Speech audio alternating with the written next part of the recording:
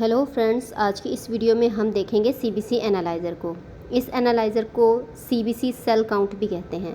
हमारे पास ये जो एनालाइज़र है इसको सिस्मैक्स 100 XP बोलते हैं। ये एनालाइज़र जो हैं वो डिफरेंट टाइप के, डिफरेंट शेप के और डिफरेंट कंपनीज़ के हो सकते हैं, लेकिन इन एनालाइज़र का जो प्रिंसिपल होता है वो सेम ही वर्क करता है। इनका प्रिंसिपल ये होता है कि हम होल ब्लड जो इसको एस्पायरेट करवाते हैं उसमें से इसने 2 माइक्रोलीटर सक करना होता है, और सक करने के बाद ये फिर एनालाइज़र जो होता है ये हमें बताता है कि पेशेंट के जो ब्लड है उसमें कितने आरबीसी हैं, डब्ल्यूबीसी हैं, प्लेटलेट काउंट हैं, और इवन ये डिफरेंशियल काउंट भी हमें निकाल के दे देता है। तो बढ़ते हैं हम अपनी वीडियो की तरफ। तो सबसे पहले जो हमें पेशेंट का सैंपल लेना होता है वो इस लेवेंडर ट्यूब में लेना होता है। इस ट्यूब को पर्पल टॉप ट्यूब भी बोलते हैं। इसमें ईडीटीए मौजूद होता है। ईडीटीए का काम ये होता है कि ये जो ह्यूमन ब्लड है उसको क्लॉट होने से रोकता है, और अगर इसमें क्लॉट हो जाए तो ये एनालाइज़र जो है वो स्टॉप हो जाएगा और क्लॉटिंग का एरर दे देगा, और एरर देने से ये होगा कि ये फिर वर्क नहीं करेगा।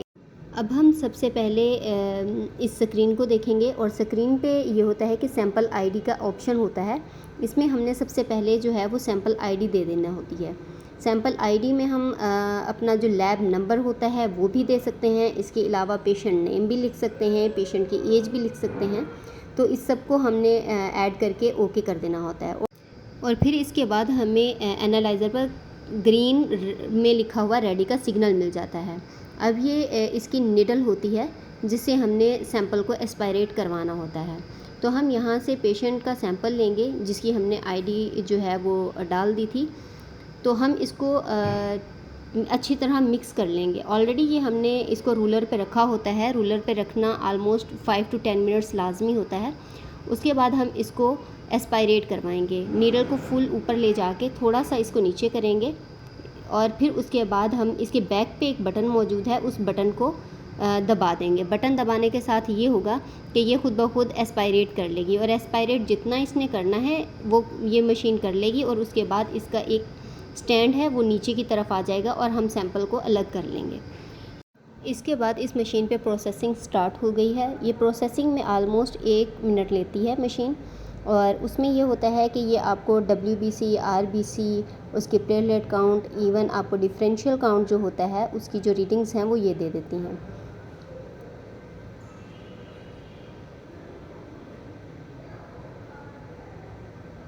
तो यहाँ पर हमारे पास जो हाफ़ रीडिंग्स हैं वो आ चुकी हैं, जिसमें आरबीसी, एचबी, डब्ल्यूबीसी और ये चीज़ें हैं, लेकिन डिफरेंशियल काउंट जो है वो हमें नेक्स्ट पोर्शन में इसका मिलेगा।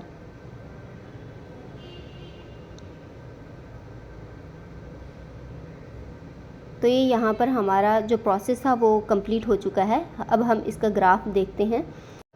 अब इस एनालाइज़र में हमारे पास जो डब्ल्यूबीसी हैं वो 9.4 आए हैं, आरबीसी जो हैं वो 4.75 आए हैं, एचबी जो है 9.5 आई है, और प्लेटलेट जो हैं वो 472 यानी कि 4,72,000 आए हैं।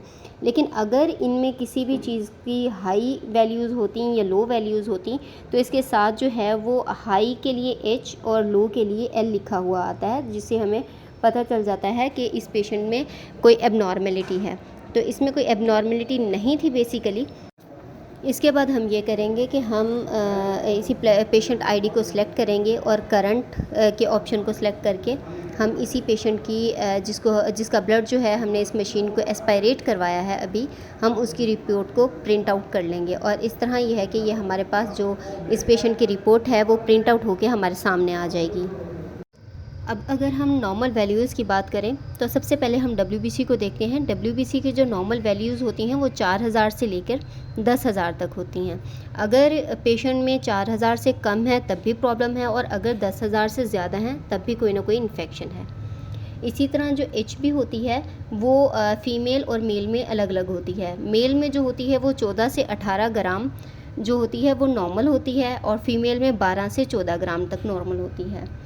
आरबीसीज़ मेल में 4.5 से 6.5 तक, और फीमेल में 3.8 से लेके 5.8 तक नॉर्मल कंसीडर किए जाते हैं। और अगर अब हम बात करें प्लेटलेट की, तो प्लेटलेट जो हैं वो 1.5 लाख से 4.5 लाख तक नॉर्मल होते हैं। अगर आपके प्लेटलेट काउंट्स जो हैं वो 4.5 लाख से ज़्यादा आते हैं तब भी कोई ना कोई प्रॉब्लम है, और अगर आपके 1.5 लाख से कम आते हैं तब भी आपको कोई प्रॉब्लम है। डेंगू में अक्सर जो प्लेटलेट हैं वो डेली की बेसिस पर डाउन होते रहते हैं।